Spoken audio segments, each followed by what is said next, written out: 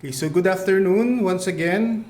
This is my second video which will explain us how to use the Skew-T Log-P diagram.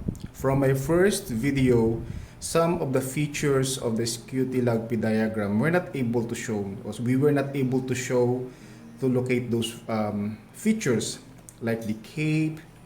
We locate the cape, but we were not able to locate the CIN or the convective inhibition. We were also not able to locate the level of free convection or the LFC. With this diagram example right now, I believe that we can trace them later. Okay, so aside from those factors like the cape, the CIN, LFC, and EL, we can also locate the clouds, no? So they estimate location of your clouds using the Skew-T Log-P diagram. So clouds basically exists in layers of high moisture or relative humidity. So on the Skew-T Log-P diagram, high relative humidities are identified as regions where the dew point is close to the temperature. So this is our dew point line. In the standard diagram, this is colored green, and this line here is our temperature line. So the region wherein they are very close is this region. So at this region, at around let's say 600 to 650 millibar, there are cloud formation. So ato lang isulat dire. So around 600 to 650 millibar, we can find our clouds. So that is this point here. Okay, so we can find the following features. So first, we can find the convective condensation level or CCL.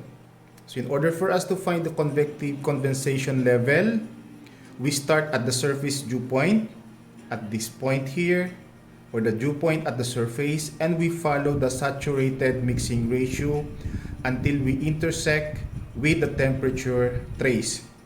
So from here, this is our these are our saturated mixing ratio lines or isohyums. These are slanted lines leaning toward the right. Sometimes it is being confused, or students are being confused with the difference between the isohyums and the isotherms. Isotherms are lines of equal temperature. So isotherms are slanted 45 degrees, while the isohyums are slanted at around 60 to 75 degrees. So from our ground dew point, we will follow the saturated mixing ratio line until we reach our temperature trace. So from here, so until we reach our temperature trace. So this is the intersection. We'll just try to extend our line up to the y-axis, this one, so that we can read our convective condensation level. So this is our convective condensation level or CCL.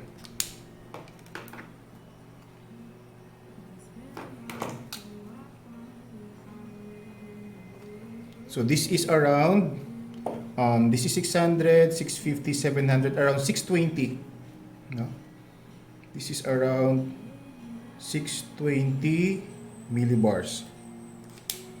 So our pressure pressure levels are expressed in millibars or in hectopascal. 1 millibar is just equal to 1 hectopascal.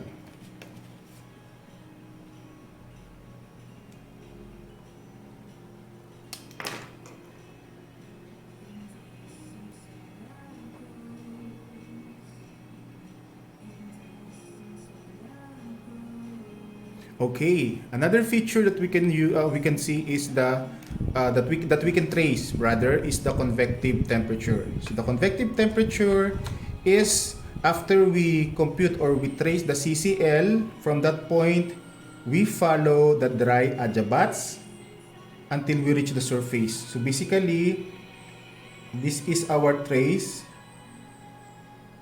So it seems like it is just the same as your temperature trace at ground level. So at that point, we read the temperature. So your temperature is around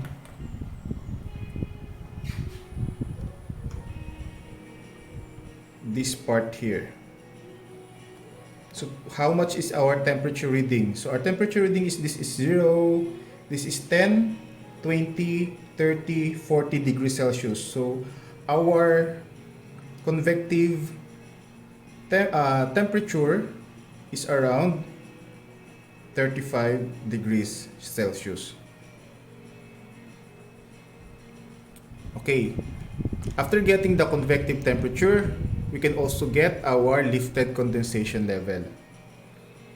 So by definition, we can find the lifted condensation level by moving up the dry adiabat from the surface temperature, like what we did a while ago, and okay. Sorry, bali. So moving up from the surface dew point, following the saturation mixing ratio line, and following the dry adiabats. So where are our dry adiabats? So these green lines are our dry adiabats. These green lines, those are the dry adiabats. They curve this way. On the other hand, our wet adiabats or pseudo adiabats are these blue lines here. This one. These are our pseudo adiabats. Dry adiabats from lower right to upper left, then pseudo adiabats are in some parts when the temperature is high, it will just like curve this way, but at lower temperature it will just be it runs like your dry adiabats. Again, in this graph here, our dry adiabats are the green lines, and our wet adiabats are these blue lines here. So it seems that the CCL is just the same as our lifted condensation level. So we can just say that it is just equal to our lifted condensation level, because they are just the same, or they meet at the same point here. Now we can get our, or in order for us to predict the formation of, or if there is a formation of severe weather or thunderstorms from that intersection, we follow our wet adiabats.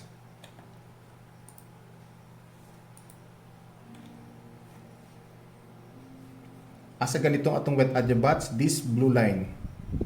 So when we follow our dry adiabats, so this will be our trace. Wet adiabats. This will be our trace.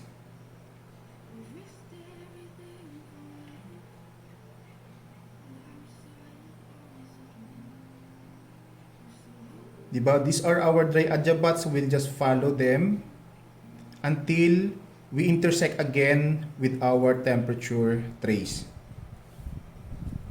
So the first intersection, makita ninyo dire, this will be our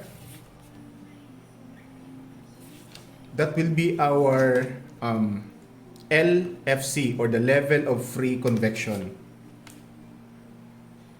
So at na lang siyang i-extend ang line until we reach the y-axis here. So that is around 525. So your level of free convection is around 525 millibars. At the top, or when your line intersects again with the temperature trace, that is now your equilibrium level. So our equilibrium level by definition is the height where the air rising along the pseudo-adiabats will again intersect with the temperature trace. Or this is the pressure level at which a rising parcel becomes colder than the environment. So we can estimate that as 150, 60, 70, 80, around 180. So our EL is around 180 millibar. Again, our lifting condensation level is the pressure level at which a lifted parcel reaches saturation.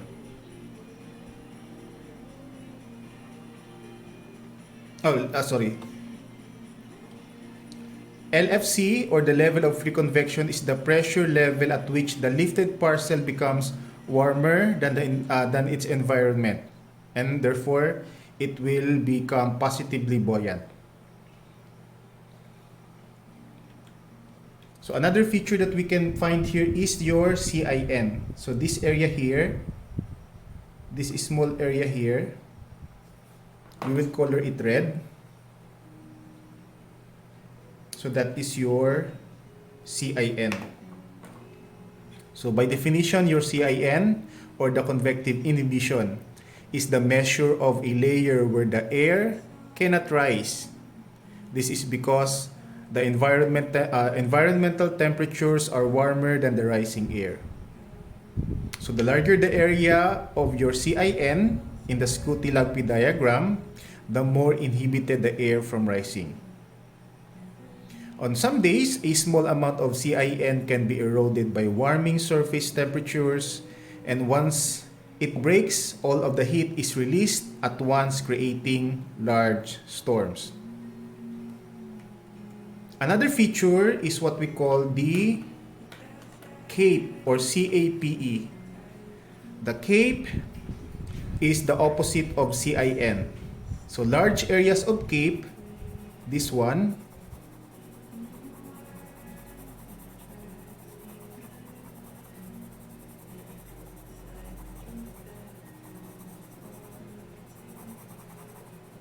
so the large areas of CAPE indicates a good potential for strong storms.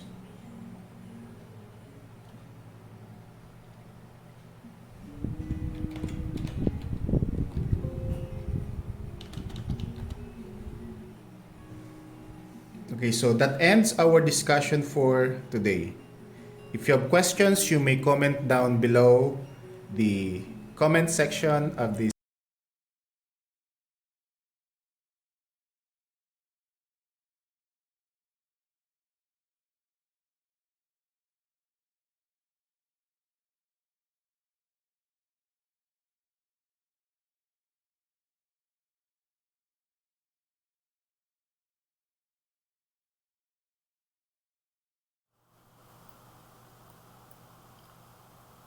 Okay, thank you for watching my video. If you have questions, please comment down below, and don't forget to subscribe, like this video, and click the notification bell so that you will be updated on my next videos.